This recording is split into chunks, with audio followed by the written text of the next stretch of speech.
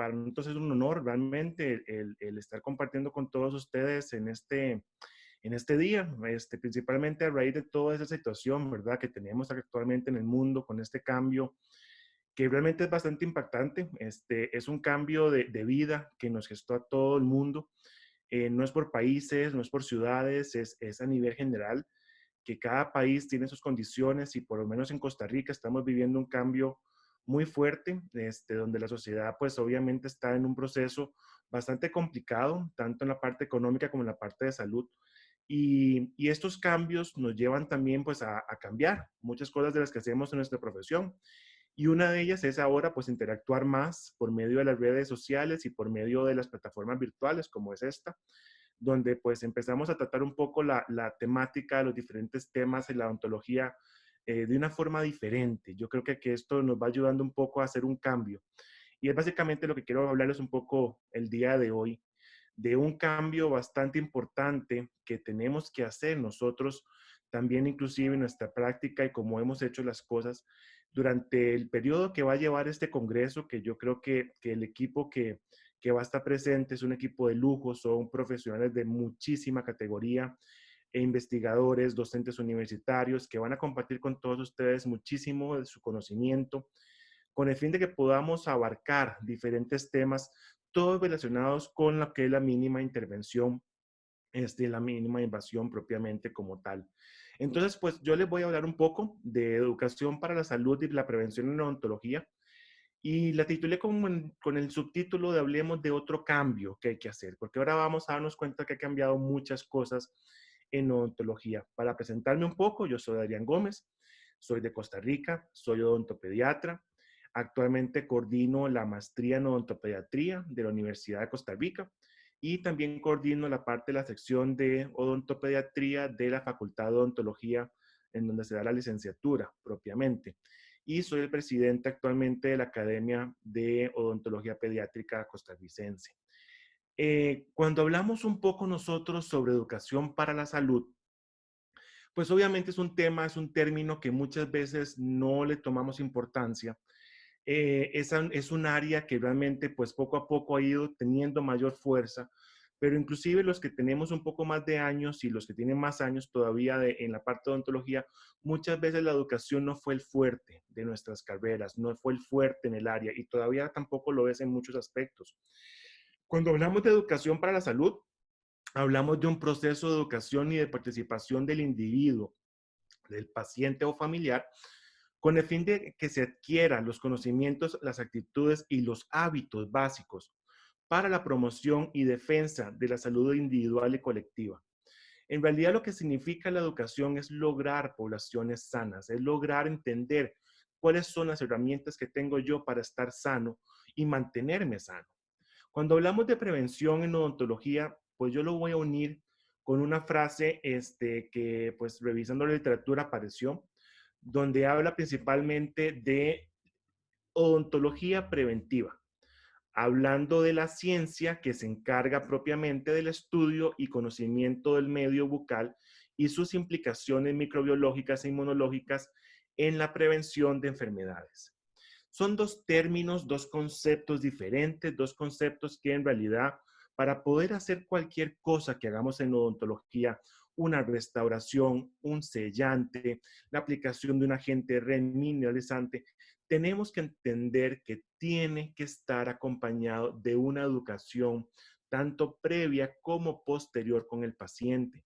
Porque muchas veces si el paciente viene enfermo, ya sea con una lesión ya cavitada o una no cavitada o una incipiente, pues el paciente está en un proceso de enfermedad. Un paciente en el que tiene un proceso que tenemos que pues, diagnosticarlo y hacer toda la historia clínica y etcétera, pero tenemos que enseñarle y darle herramientas al paciente para que haya un cambio de hábitos propiamente y el paciente pueda mejorar su calidad de vida y pues obviamente su estado bucodental. Lo que es la educación y la prevención en nuestra profesión es impresionante porque cada vez que me ha tocado pues tener la oportunidad de ir a otro país y hablar con una conferencia o hablar con otros colegas de otros países, pasa muy parecido que en Costa Rica. Y es que lo que es increíble es que la educación y la prevención existe un mito muy grande de que no dejan dinero. Yo no hago tanta educación y promoción porque no me deja dinero, la odontología no paga. Inclusive nuestra misma población en todos los países tiene un problema de que muchas veces llega la consulta y queremos realmente educar al paciente y resulta que el paciente nos dice, pero no me va a hacer nada. Y muchas veces pasamos tal vez discutiendo y contándole a él sobre la enfermedad que tiene o la colocación del implante o hacemos toda una entrevista sumamente larga, una historia clínica para conocer al paciente, ojalá si es una odontopediatría, pues abordamos a los padres, damos mucha educación y terminamos la consulta y como no le tocamos los dientes al paciente, muchas veces nos dicen, pero es que no me hizo nada. Inclusive, ¿cómo me va a cobrar si no me tocó la boca? O sea, tenemos esa concepción inclusive con los pacientes, muchas veces culpa del mismo odontólogo, en que si no tocamos la boca del paciente, pues no hicimos nada. Entonces, sigue habiendo un mito en la odontología muy fuerte y sigue existiendo en que educar y hacer prevención no deja dinero. Y es que hay que entender algo muy claro. De hecho, muchas veces el hacer, pues obviamente un implante, el hacer inclusive un blanqueamiento, un tratamiento estético o un tratamiento bastante complejo, pues obviamente da un ingreso muy fuerte al odontólogo y un pago pues muy fuerte por parte del paciente en el proceso de restauración.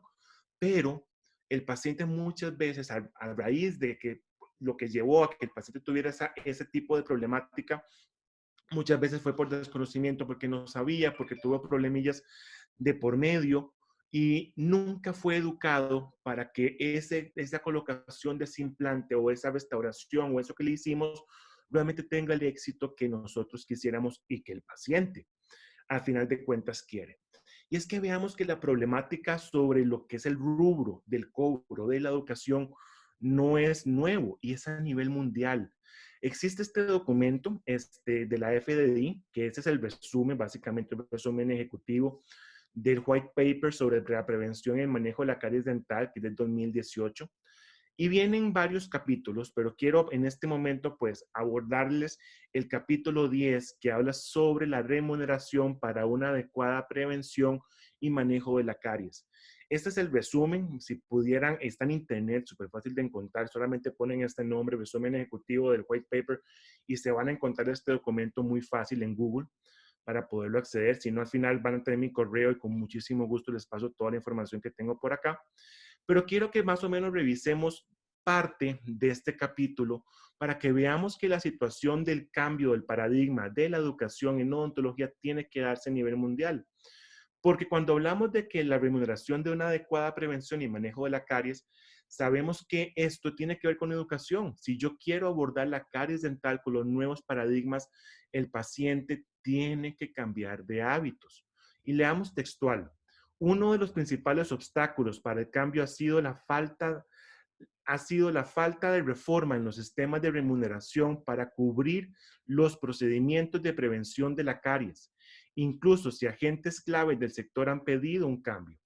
Junto a una educación y formación complementaria, un sistema de pago más justo ayudaría mucho a cambiar cómo vemos la caries. Y es que muchas veces los mismos odontólogos prefieren restaurar el diente que darle un proceso de educación y de control a esa lesión cariosa. Puede ser por desconocimiento del odontólogo o puede ser realmente porque no tenemos ese conocimiento o esa educación para realmente abordar la prevención y la promoción de la salud para poder abordar una clínica diferente. Y es que los odontólogos, pacientes y terceros pagadores comprenden muy bien el sistema tradicional. Yo te cobro una calza y te pago la calza. Y las aseguradoras piensan lo mismo. Es un método eficaz y difícil de defraudar porque es lo que yo hice, es lo que me van a cobrar. Dada la facilidad de medir el número de cavidades tratadas y la cantidad de material de restauración utilizado. Por eso es que muchas veces es muy fácil cobrar una situación, una clínica odontológica que solamente vea restauraciones. Pero algo muy importante es que este sistema, el tiempo empleado por un odontólogo y su equipo de la detección precoz, de evaluación de la actividad y el asesoramiento preventivo y en la atención no quirúrgica no está reembolsado o no recibe suficiente cobertura, desincentivando así la atención preventiva. muchas veces no se nos paga o no cobramos realmente lo que tiene que ver con la parte del abordaje educativo y con la parte de todo el conocimiento que vamos adquiriendo, tanto con inclusive con métodos como el sistema ICTAS, que tenemos que estudiar todos los procesos de la caries dental, procesos de colocación de materiales bioactivos, todo el proceso que tenemos que entender con los agentes remineralizantes, mucho de esto que van a hablar mis colegas más adelante. Todo esto tiene que llevar una remuneración económica que tenemos que recibir nosotros y el paciente tiene que entender por qué lo tiene que pagar, pero aquí es a donde el odontólogo tiene que actuar. Porque los sistemas de pago existentes, exitosos, centrados en la prevención, deberían ser una garantía y un aliento para aquellos resistentes al cambio. ¿Por qué muchos no lo cobran? ¿O por qué muchos inclusive no lo hacen? Porque no lo sabemos cobrar y no lo sabemos, el paciente no lo sabe pagar. Este cambio sigue siendo difícil de conseguir, especialmente en sistemas sanitarios bien establecidos o a causa de las partes que se benefician del status quo. Entonces, básicamente aquí es importante entender que la situación de los pacientes es muy sencilla de abordar si nosotros tenemos el conocimiento para ayudarles a ellos, no solamente hacer la parte restaurativa, sino también abordar la parte de promoción de la salud y prevención de la enfermedad. Veamos que inclusive en la investigación ha habido un cambio fuerte. En el año 2019 se publicó este artículo que habla de los 100 artículos más citados en revistas de odontología pediátrica.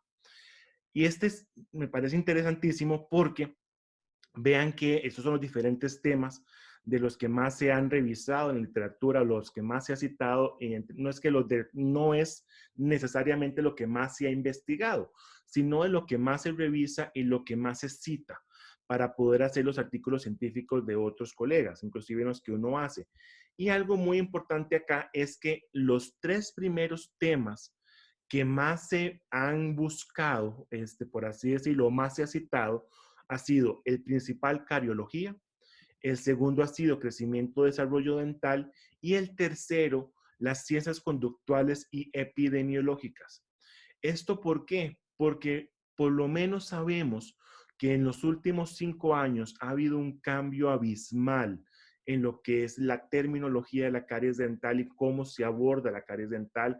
Ha habido mucho cambio inclusive en las nuevas generaciones sobre la parte de la erupción dental, de los tipos de patologías que van presentando las denticiones a nivel de la odontogénesis e inclusive en los cambios conductuales con las nuevas generaciones y sus características.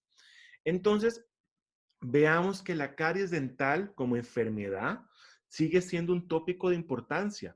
En estos 5 años, el bombardeo que hemos hecho los cariólogos y los que trabajamos con la parte más fuerte de la caries dental es muy grande, porque si lo hacíamos anteriormente, ahora nos toca cambiar, romper mitos y educar inclusive hasta nuestros propios colegas que se quedaron con conceptos que ya no son reales. Y es que muchas veces nosotros cuando hablamos de caries dental seguimos pensando en procesos infecciosos, transmisibles, con conceptos que realmente, pues obviamente en la literatura científica ya ha cambiado. Y es que la caries ha llevado un proceso de cambio, podríamos decirlo, desde los últimos 20 años muy fuerte.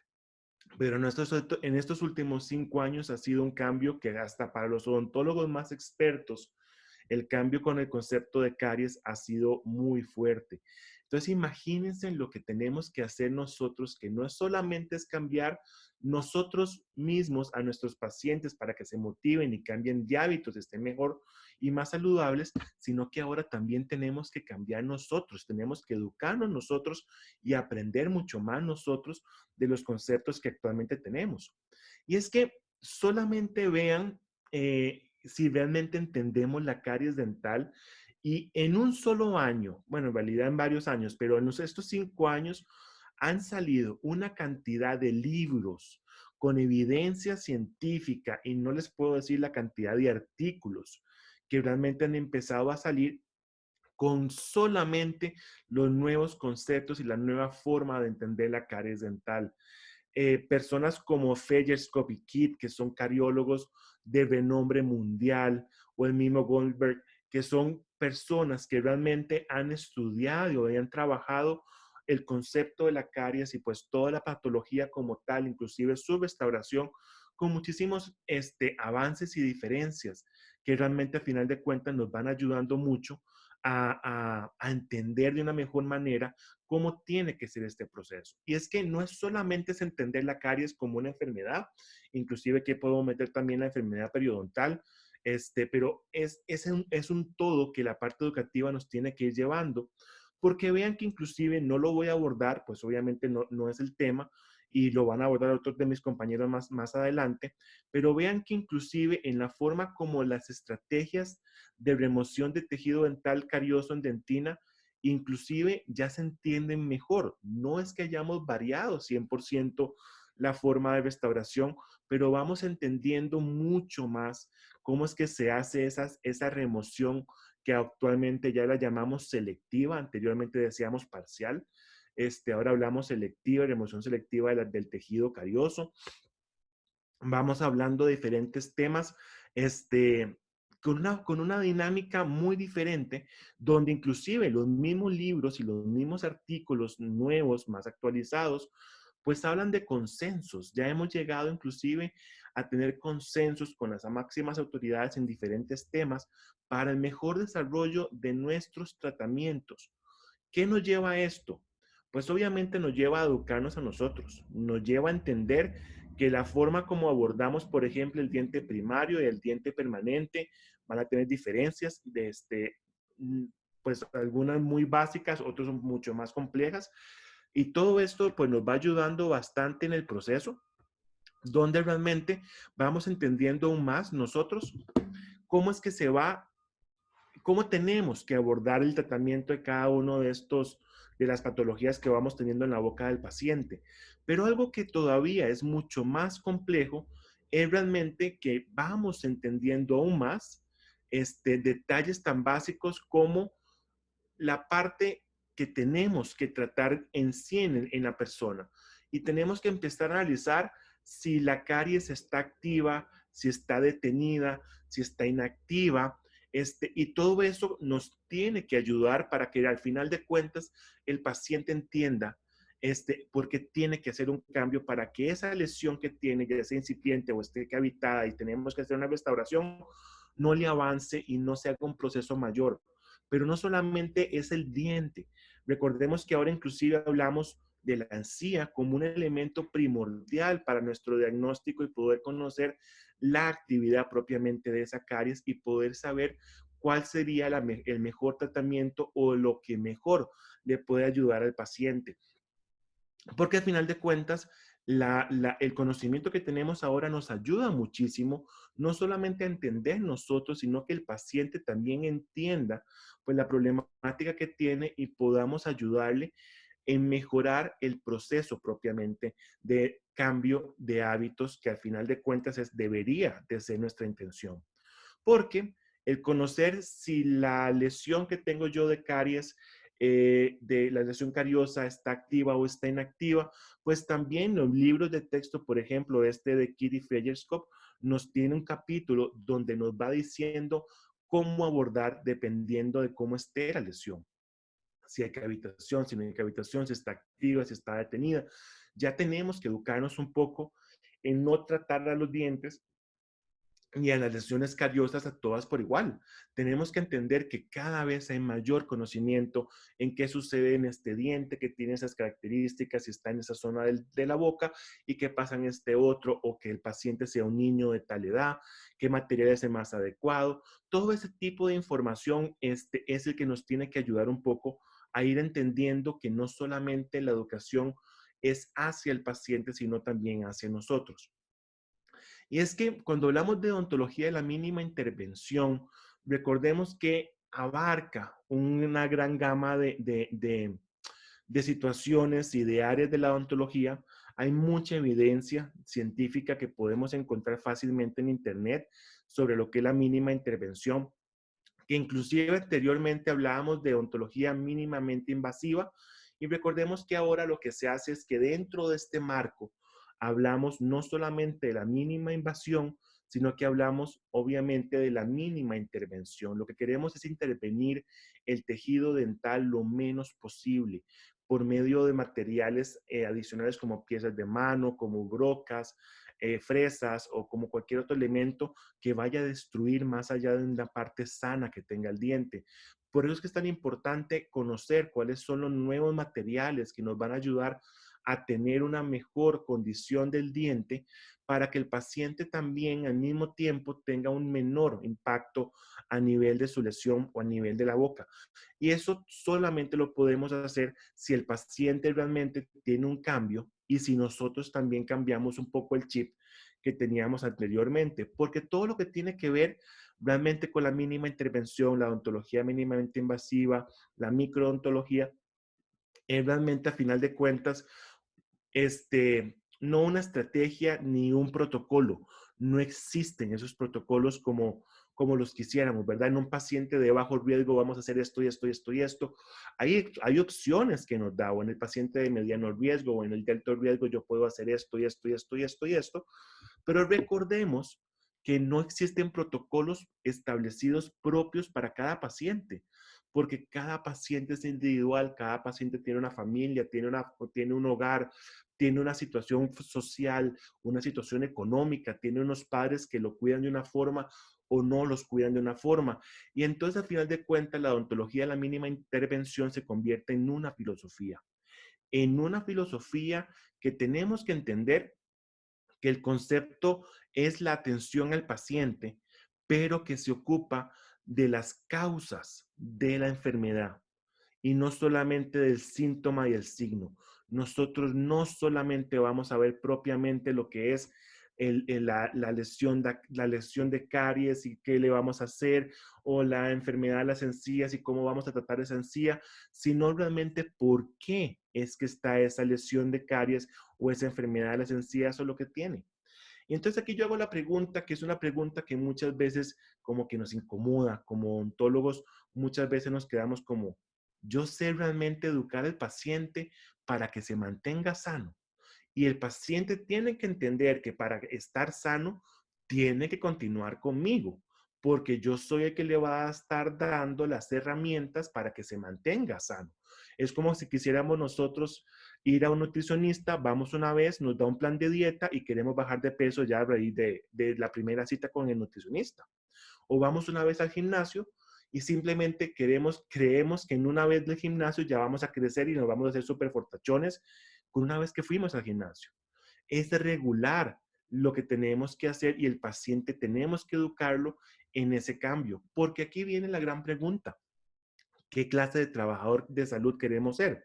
Podemos ser trapeadores de piso, que con el grifo abierto simplemente vamos limpiando todo lo que nos va cayendo y veamos que no cerramos la causa de por qué se esté rebasando el agua.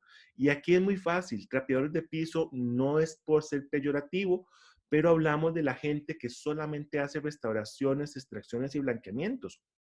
Llenan sus consultas de calzas, de extracciones, de blanqueamientos, de tratamientos que donde el paciente llega, se siente y se va y no hay ningún contacto de realmente educativo ni de conocer al paciente ni de por qué el paciente vaya a entender lo que yo le voy a hacer y por qué se lo voy a hacer. Entonces existe otro grupo de profesionales que yo esperaría que todos nos involucremos acá, que son esos profesionales que cierran el grifo. Obviamente hay que limpiar la zona de abajo, tenemos que hacer restauraciones, extracciones, blanqueamientos si fuera el caso, pero al mismo tiempo también vamos a trabajar en una odontología educativa con motivación y con cambio de hábitos propiamente en los pacientes. Y esto es lo más importante, el entender al paciente como un individuo que tenemos que trabajarlo de manera diferente. Y es que en el mismo artículo que les hablaba, ¿verdad? De los diferentes artículos que han sido citados en odontología en el año 2019, en este estudio que se hizo, quisiera que viéramos cuál fue, perdón, el artículo más citado. El artículo más citado tiene de nombre Problemas de miedo, ansiedad dental y manejo del comportamiento dental en niños y adolescentes. Una revisión de prevalencia y factores psicológicos concomitantes. No voy a adentrarme en lo que es la parte de la ansiedad y el manejo de un paciente como tal, pero sí necesito que toquemos el tema un momento sobre cómo es que se aborda el paciente infantil en macro, en algo muy macro como tal. ¿Por qué? Porque en realidad nosotros tenemos que ir analizando nuestros pacientes y los papás de nuestros pacientes o los cuidadores de forma individual. Recordemos que todo niño tiene una voz individual, una voz a la cual yo tengo que prestarle atención, porque muchas veces nos dirigimos solamente al padre o al cuidador o a la madre o a la persona que viene con el niño. Y el niño lo dejamos como de lado sin importarnos muchas veces la opinión de él. Y muchas veces tiene más que decir que el adulto, porque ellos son los que están sintiendo, porque ellos son los que están en el proceso, y ellos son los que nos pueden comentar muchas cosas. Pero vean que actualmente y seguimos teniendo una situación muy compleja con el abordaje de la odontología, principalmente en niños, pero la tenemos en adolescentes, en adultos. La odontofobia es un tema bastante complejo y que está presente en nuestra consulta diaria. Y es que el entender a los pacientes, el paciente temeroso, el paciente que viene pues obviamente a retarnos en su momento, o ese paciente que viene pues muy tímido, con mucho miedo, o el paciente que viene asustado porque tiene muchas situaciones, muchas veces lo que nosotros vayamos a hacer, pues obviamente va a tener un impacto muy fuerte, y no solamente en el niño, sino también en la persona que viene con el niño. Y para poder nosotros no solamente hacer un tratamiento dental, tenemos que conocer quién es esa persona, tenemos que hacer una entrevista, no solamente clínica, de saber sus enfermedades y su compromiso sistémico, sino tenemos que trabajar y conocer también cómo es esa persona, qué tiene, dónde vive, qué le gusta, para poder impactar y poder entender y poder llevar un poco el proceso para que el niño o la niña esté pues con una mejor aceptación al proceso, igualmente sus padres, para que podamos hacer ese cambio, ojalá de hábitos, que tiene que involucrar a toda la familia. Entonces, aquí no nos vamos a meter tanto en lo que es el estrés tóxico, pero realmente es un tema y que actualmente a raíz de toda esta pandemia y el tener que quedarnos en nuestras casas y en cuatro paredes y en muchas ocasiones sin poder salir a una zona verde, ha provocado una mayor cantidad de estrés en los niños, en las personas, en todas las personas que estamos pues pasando por esta pandemia tan complicada. Y cuando nosotros empezamos a estudiar el estrés tóxico, que yo lo empecé a conocer pues ya hace algunos años, donde en una charla con Jenny Abanto tuve la oportunidad de empezar a escuchar el tema y empecé a interesarme un poco, a investigarlo un poco más, pues realmente hay mucha información sobre el estrés tóxico, muchísima, donde realmente nos puede hablar de cómo es ese comportamiento del niño y qué actitudes puede tener y qué puede llevar, qué consecuencias puede llevar. Y ahora nos va a tocar también estudiar cuáles son las consecuencias que esta pandemia va a tener propiamente en las poblaciones. Porque a final de cuentas, hay un cambio. Cuando hay un estrés fuerte y pues en este caso tóxico, por ejemplo, como lo llamamos, pues obviamente va a llevar un cambio a nivel cerebral y a nivel de nuestro cuerpo. A mí me ha pasado, por ejemplo, que pues hay días en los que amanezco con un cansancio muy fuerte, con dolor de espalda, con diferentes cosas, y lo hablo con mis sobrinos de diferentes edades y vamos teniendo muchos cambios. Y es que esto mismo nosotros tenemos que tomarlo en consideración, porque cuando nos llegan estos pacientes a la consulta, ellos vienen con un proceso que tenemos que darle importancia, porque no es hacer solamente el ionómero, la resina, el proceso que vamos a hacer clínico al paciente, es entender al paciente, el por qué está ahí y darle el lugar al sentimiento que es tan importante en todos los procesos que tenemos como personas del área de la salud. Recordemos que la educación ha variado.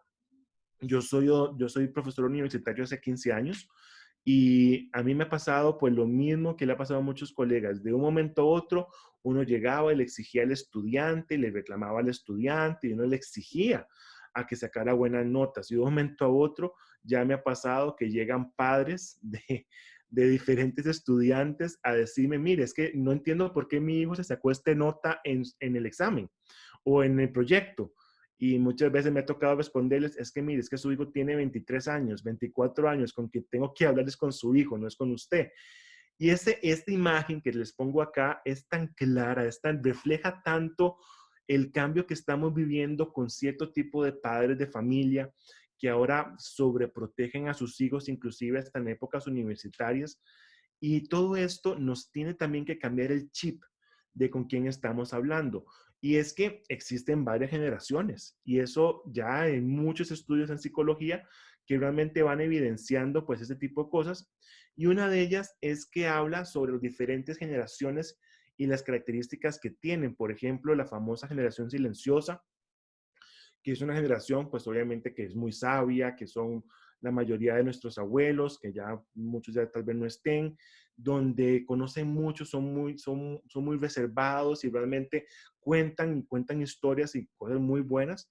Y luego tenemos una generación que son los famosos baby boomers, que son esas personas que están entre los 50 y los 70 años en este momento, que ahora se burlan, hay muchos memes de los baby boomers, ¿verdad? El boomer, ¿verdad?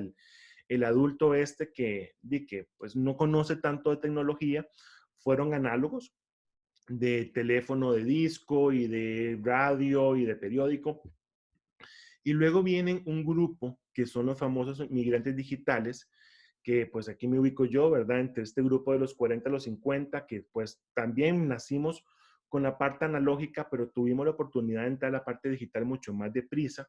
Y este grupo de inmigrantes digitales, que ya hablamos de los 30 a los 40, pues que tienen ya mucho más fuerza con la parte digital porque ya nació el Internet con ellos propiamente. Y tenemos dos grupos diferentes actualmente. Un grupo que llamamos nativos digitales o los famosos millennials, que hasta el nombre resuena de vez en cuando, ¿verdad? Y ahora hablamos de centennials, que son estos chicos del 2000 al 2010, que ya están teniendo hijos, que ya en este momento yo ya tengo un papá de 18 años, que ya tiene un hijo de 1 año y medio, tuvo su proceso, ¿verdad? Complejo, y que ya empiezan a tener una situación muy compleja, no solamente con la tecnología y con la forma de poderse comunicar con nosotros, sino también con el proceso de crear a sus hijos. Y entonces aparece un grupo que son los niños que estamos teniendo en nuestras consultas, que pues no tienen un nombre como tal.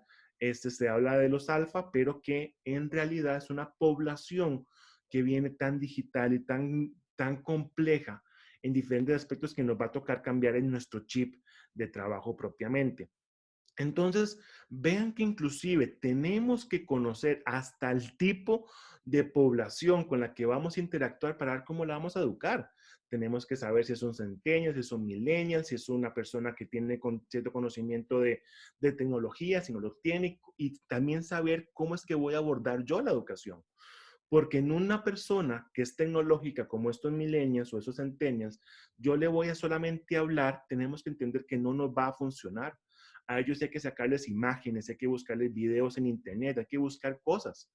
Hay que tratar de explicar. Y aquí quiero tomar el ratito para poder explicar ese tipo de estrategias que podemos usar nosotros para cambiar de hábitos y realmente cambiar e impactar a los pacientes.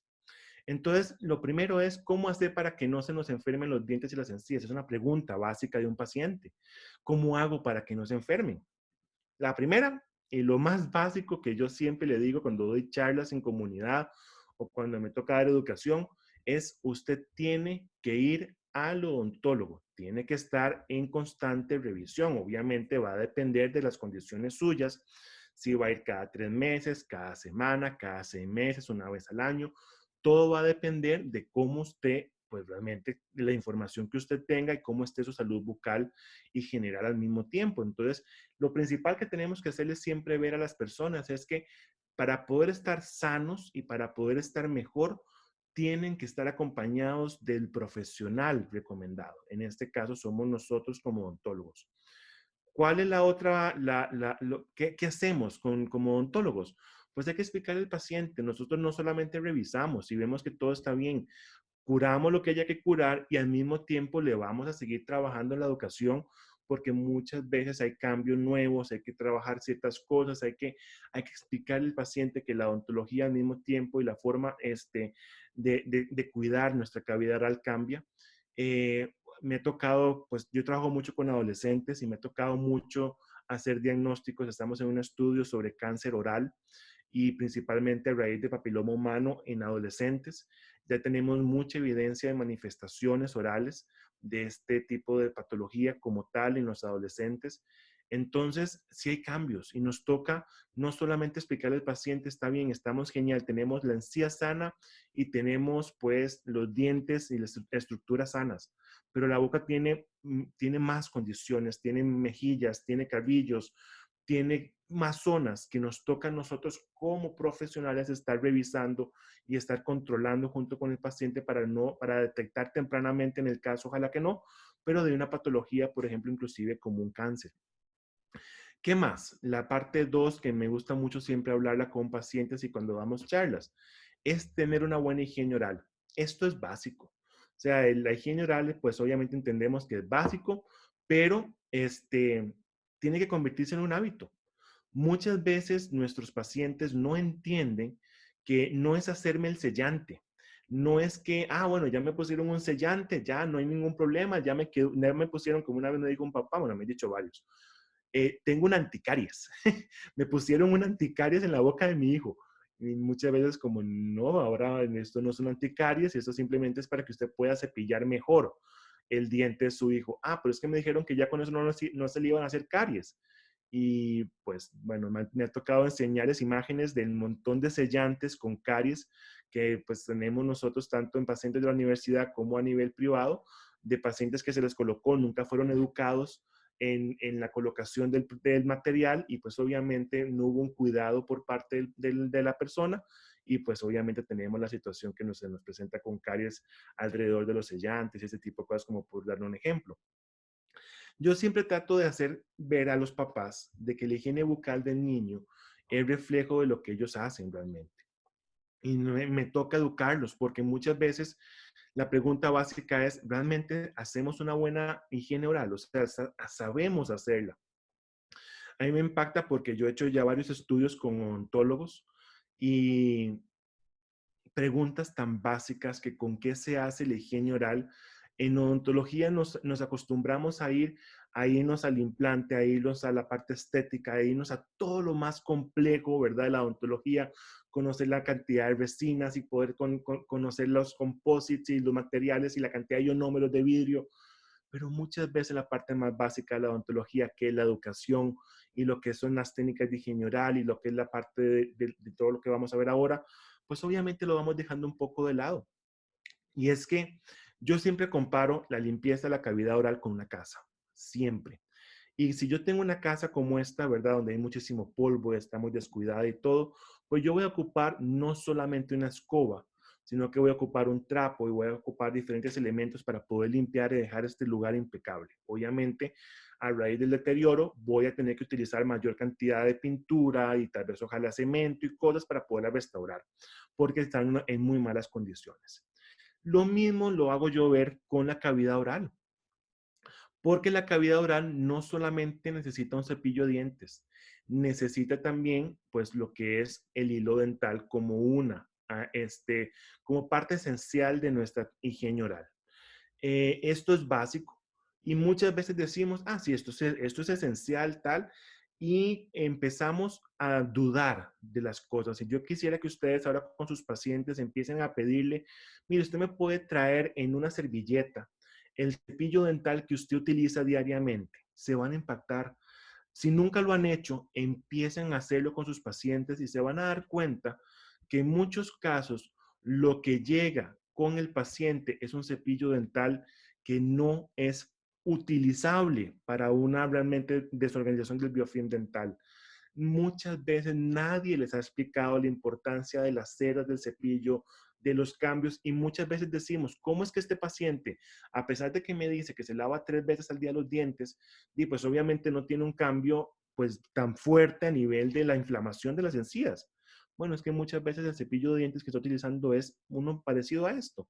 No entienden las diferencias de un cepillo de dientes con cerdas que no estén abiertas y muchas veces nadie les ha explicado esto porque asumimos como odontólogos que ya el paciente lo conoce.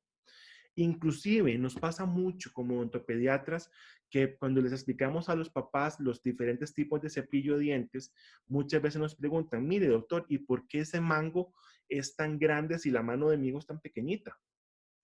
Y cuando uno les explica que el mango es para que el adulto sea el que realice la higienización del paciente, ellos muchas veces se quedan hasta con la cara abierta de, pero es que mi hijo siempre lo hace, ya mi hijo es independiente, él se lava los dientes solo. Y ahí es cuando empieza la parte educativa nuestra, donde podemos dar y ejemplificar, bueno, por eso es que tiene las encías inflamadas, bueno, por eso tiene caries cavitada, bueno, por eso es que existen inclusive diferentes tamaños en los cabezales, pero el mismo grosor del mango en los cepillos de dientes. Y esto viene siendo un cambio que muchas veces, insisto, no le damos la importancia porque asumimos que ya el paciente sabe.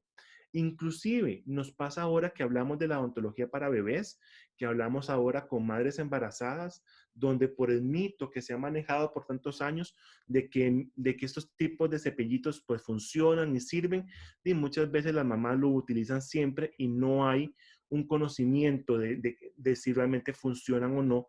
Y cuando uno les habla de que estos tipos de dedales no limpian, sino que solamente estimulan, hasta se impactan. Pues yo esto es lo que le he usado para limpiarle los dientes desde que nacieron, ¿verdad? Porque es mucho más cómodo. Entonces, vamos cambiando un poco todo este tipo de cosas y hasta inclusive cuánto tiempo durar cepillando los dientes, cuánto realmente es el tiempo que tenemos que durar. Bueno, hacemos la misma comparación, cuánto se dura limpiando una casa. Entonces, ¿qué pasa si dura usted limpiando la casa 5 segundos? Y pues básicamente no la va a limpiar bien. Lo mismo sucede con los dientes. Si yo cepillo los dientes en cuestión de segundos, pues obviamente no desorganicé nada. Y sepamos que según los estudios, el promedio del cepillado dental de las personas, por lo menos en Costa Rica, se habla de entre 25 a 35 segundos.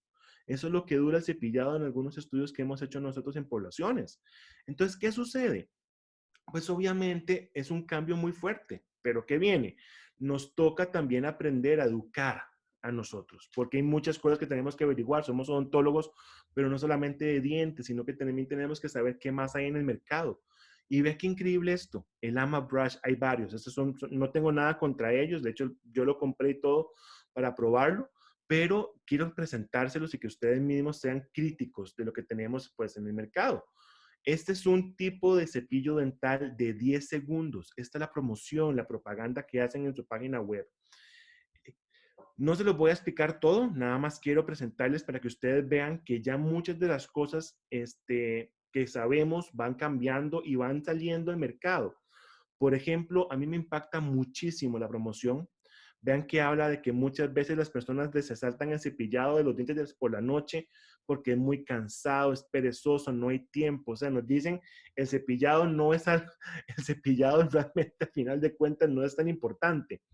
Nos dice en promedio nos cepillamos los dientes por solo 60 segundos y el tiempo recomendado es de 180, pues sí, eso está cierto. En el documento son cierto, sí es cierto lo que hablan, pero ven lo peor. Pierdes 108 días completos de tu vida con solo cepillarte los dientes. Aquí nos bajan nuestra promoción de la salud y prevención de la enfermedad, aquí la quitan en una página web de una compañía que está vendiendo bastante.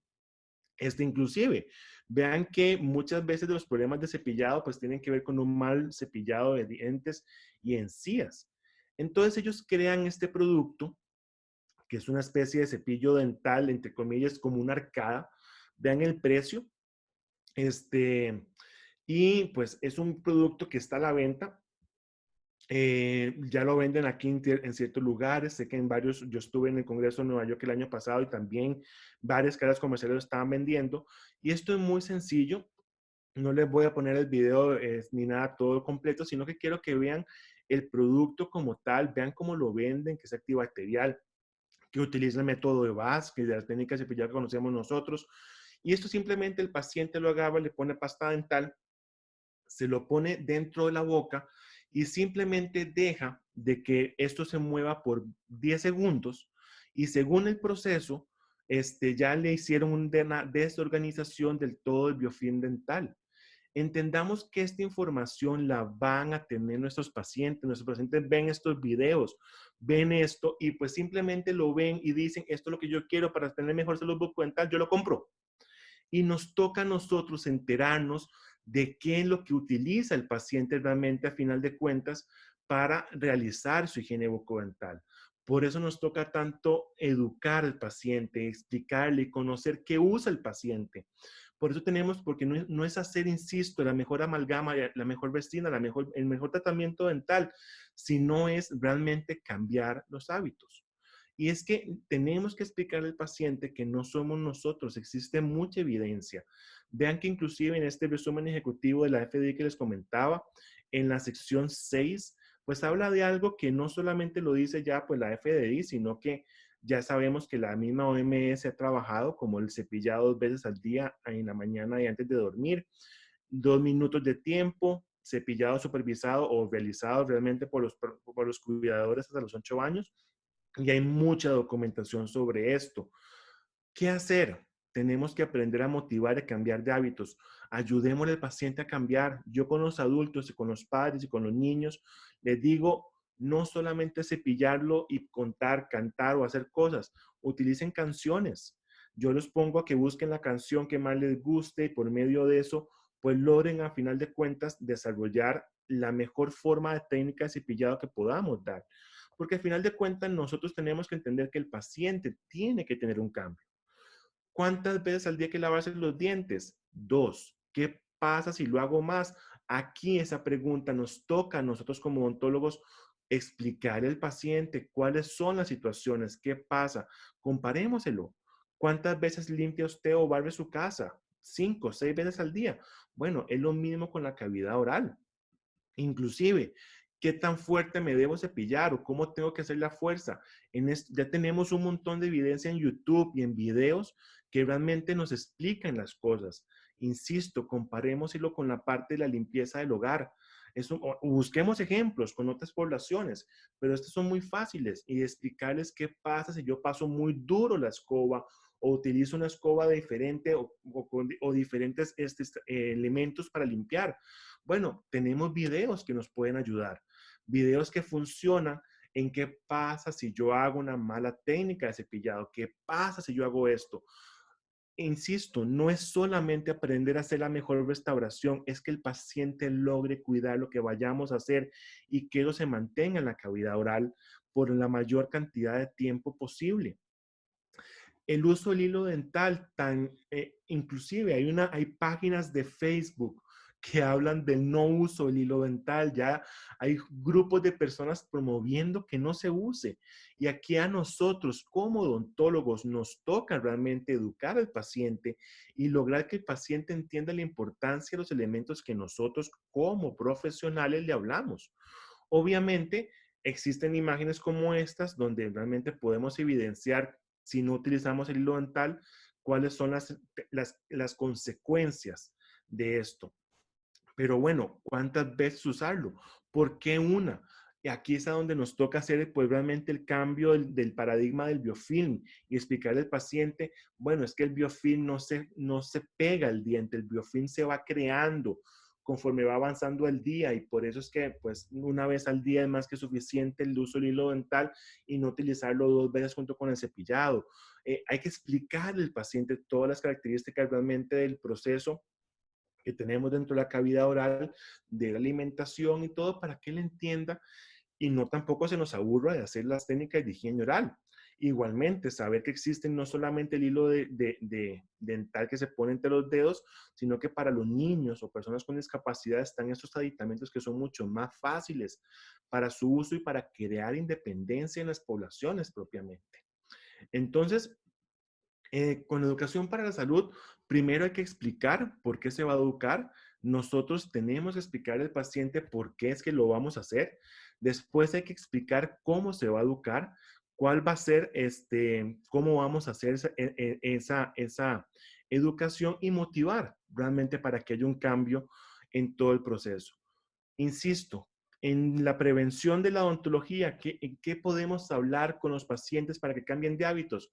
Son un montón de cosas, en verdad. Desde la técnica de cepillado y hilado dental, eso lo vemos reflejado en las encías de los pacientes, quienes nos van a decir si tienen una buena técnica o una mala técnica, el tiempo que se dedique, justificarlo por qué, el tiempo, es el tipo de cepillado y de hilo que ocupa cada paciente, cuál pasta dental, hay que hablar sobre la alimentación, entre otras cosas más, inclusive entre la parte inter y transdisciplinaria con otros profesionales, con el médico, con el nutricionista del paciente, con el psicólogo, inclusive me ha tocado trabajar de vez en cuando, porque cambiamos, porque es que los pacientes tienen demasiada información. Vean que inclusive hay libros como este que dice Cure la caries dental, un libro que se vende en internet, pero eso no es todo. Vean que el paciente tiene acceso a demasiada información negativa. Dale un beso de despedida a tu dentista, otro libro que encontramos en internet. Todos los remedios dentales naturales para la odontología. Es impresionante la cantidad de información que el paciente realmente tiene. Y vean que inclusive lo recomienda, por ejemplo, Timothy Gallagher, que pues no lo conozco, nunca he leído nada de él, pero es el presidente de la Asociación Dental Holística. Entonces, vean que muchas veces cosas que tal vez funcionen, no sabemos, no podríamos porque no tenemos la evidencia científica sobre esto, pero vean que es demasiada la cantidad de información que el paciente tiene y que puede revisar y que puede tener dudas y que nos toca a nosotros realmente aclarárselas al paciente en su momento. No pensemos que el paciente conoce todo, expliquémosle cada cosa que le vamos a hacer, por qué lo vamos a revisar, por qué le vamos a hacer este estudio, por qué le estamos haciendo las preguntas, por qué le vamos a colocar tal material e inclusive recomendemos cosas. ¿Cuál pasta dental comprar? Es impresionante. Uno llega a un supermercado y vean, este es un ala de supermercado, pero vean que hay Crest, hay Sensodyne, hay Hammer, hay varios tipos y yo vuelvo la mirada para el otro lado y tengo Colgate, tengo Pronamel, tengo Oral-B, tengo otro montón. ¿Cuál tomo? ¿Cuál es la más recomendada para mí? ¿Cuál debo de usar? Ya para ir terminando, recordemos que los cambios han venido con la evidencia científica de la mano. No creamos cambios simplemente porque nos interesa hacer un cambio. Y aquí uno de los cambios más importantes que tenemos en los últimos años es realmente el beneficio que tiene el fluoruro propiamente a nivel de nuestros tejidos dentales que tienen algún tipo de lesión cariosa incipiente o de beneficio que tienen para diferentes elementos a nivel dental. Y entonces, en un pasado, nosotros decíamos no utilizar pasta con flúor en menores de 6 años. Y en verdad eso lo decíamos y eso era una indicación que existió durante varios años, durante inclusive en libros de texto, donde inclusive pastas dentales, esto es 2020 en Costa Rica. Esta pasta dental se vende, inclusive con esta propaganda. Pasta sin flúor para menores de 6 años. Y así la venden. Y nos toca a nosotros realmente con el conocimiento actual de que realmente es importante el uso de fluoruro para los niños, el evidenciar que este tipo de pasta sin flúor, pues en realidad no tienen el beneficio que realmente nos interesa para el proceso que ocupamos con los niños.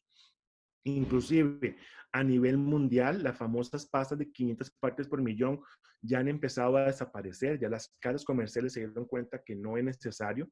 Recordemos que son placebos, no tienen ninguna función realmente relevante. El uso de 500 partes por millón no es lo suficiente para que realmente tengan una interacción a nivel de sustantividad en la cavidad oral.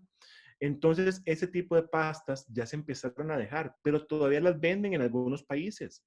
Nos toca educar a los pacientes cómo es que se revisa, a dónde dice qué son, cuántas partes por millón de fluoruro tiene la pasta dental que yo voy a comprar. Hay que enseñarles a usar esto, hay que enseñarles la evidencia, cómo se lee, cómo se mira, porque muchas veces les decimos a los pacientes y el paciente no entiende o no sabe. Y nosotros mismos asumimos que esa información ya es muy fácil obtenerla. Entonces, nos toca educar en varias áreas, ya para ir terminando pues mi intervención de este congreso. Realmente en Internet encontramos muchas imágenes, en Internet es un medio súper fácil, es un medio que realmente nos puede ayudar muchísimo a comprender las cosas.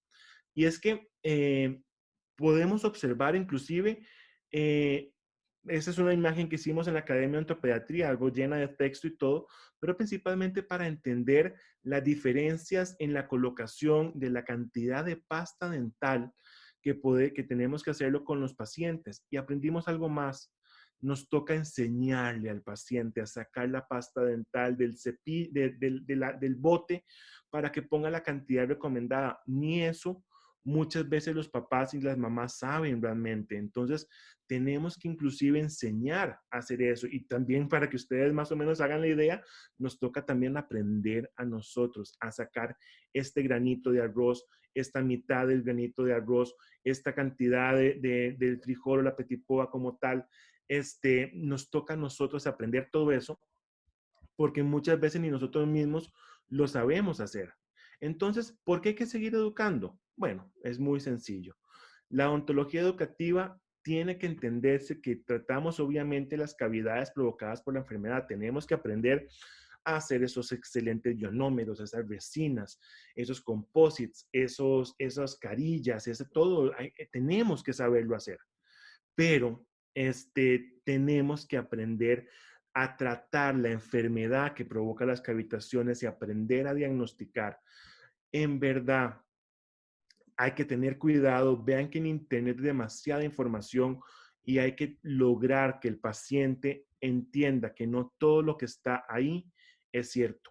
Sigue hablándose después de cada comida, lávese los dientes y se aparece en Internet por todo lado. Y recordemos que eso, pues ya sabemos, son 2 veces al día y hay que explicar al paciente por qué esa imagen que vio pues no es la más adecuada o está desactualizada o hay un cambio en realidad, a final de cuentas, que tiene que hacer. Entonces, básicamente, nosotros tenemos que finalizar pues todo este proceso, ¿verdad? Realmente de aprender, realmente a dar ese mejor mensaje.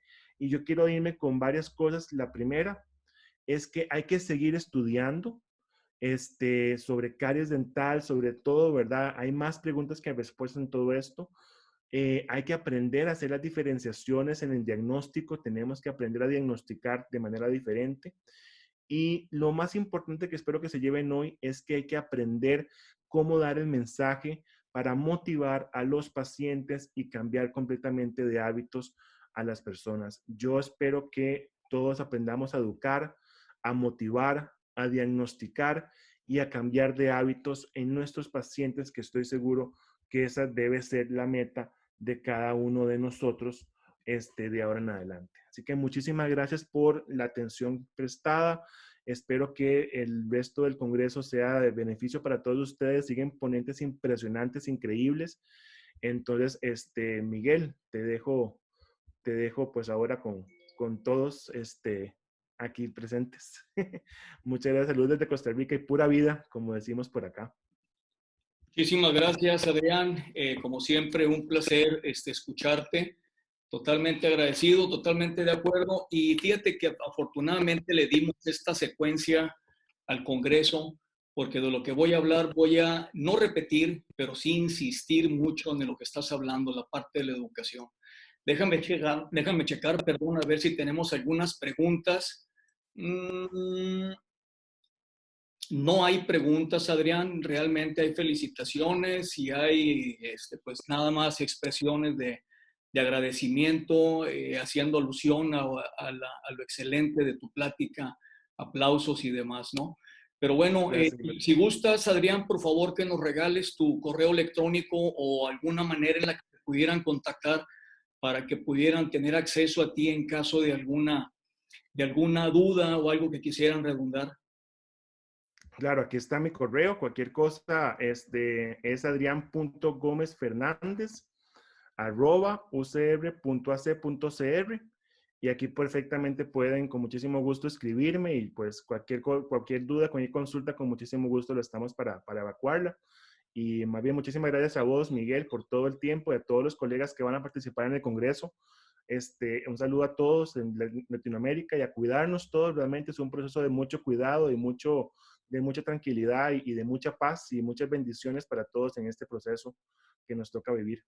Así que muchas Afirmativo, Adrián. gracias. Oye, Adrián, fíjate que están mandando una pregunta a la doctora Diana Cristina Álvarez que dice, ¿qué hacer para hacer el cambio en tu consulta de una comunidad en la cual los consultorios de alrededor no cobran siquiera la consulta.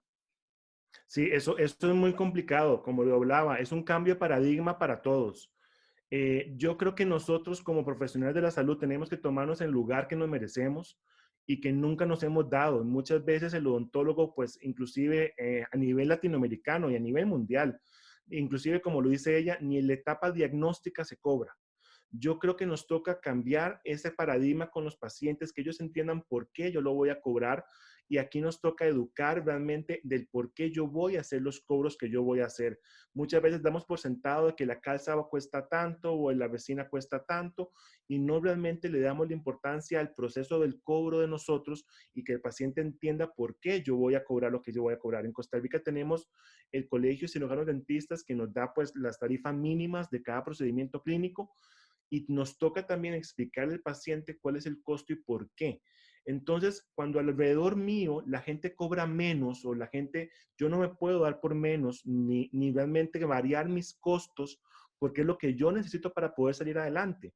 Si la persona de la par cobra una resina o un tratamiento dental mucho menos que el mío, y tal vez no esté utilizando las mismas cosas que yo haya utilizado, ni conoce lo mismo que yo conozco, y no cobra lo mismo porque tal vez no somos iguales. Y esa información hay que dársela al paciente para que él entienda por qué inclusive yo cobro mi diagnóstico. Yo he tenido que estudiar mucho sobre encías, sobre caries, sobre los dientes para poder hacer un diagnóstico certero, ahora inclusive sobre cáncer bucal, para poder realmente detectar o no detectar, o sea, o realmente decirle al paciente usted no tiene nada.